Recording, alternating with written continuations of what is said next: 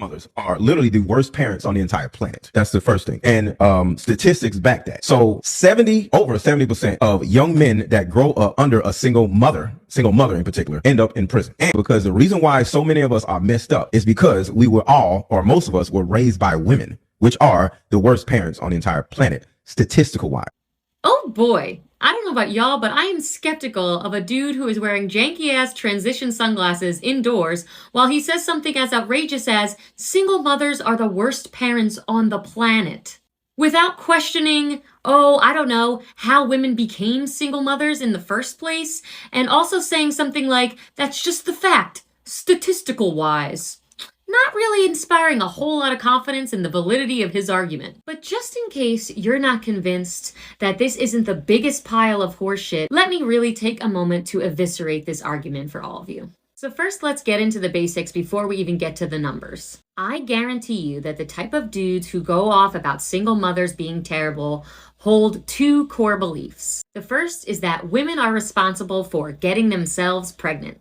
And no, I'm not talking about immaculate conception, but I am talking about the misogynistic viewpoint that argues that women should be virginal or less free with their sexuality, so that they wouldn't get themselves into this kind of situation in the first place. And the second is that women are responsible for not choosing a better partner with whom to procreate. Again, if they were more selective and less willing to sleep around than men, they would have a better chance of finding an upstanding gentleman with whom to parent. So what do these beliefs have in common? It's that they remove fathers from the equation entirely. There is no call for accountability for men who leave and the men that shirk responsibility for caring for their children. There is no recognition that it is men who create the condition of single motherhood.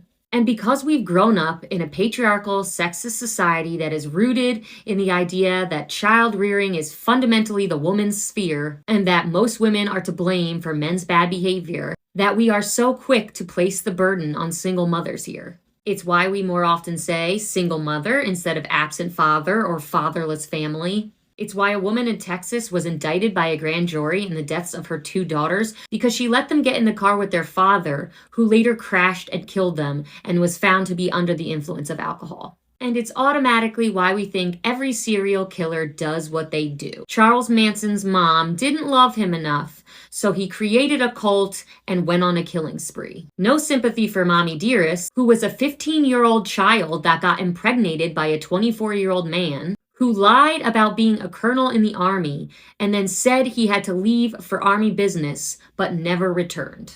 And as for the arguments that this dude makes statistics-wise, there are a few things to note here. If we look at data from the Justice Department in their survey of inmates from federal and state correctional facilities, we'll find that 47% of convicted criminals report growing up in a single-parent household, and 41% of them say they were raised solely by their mother.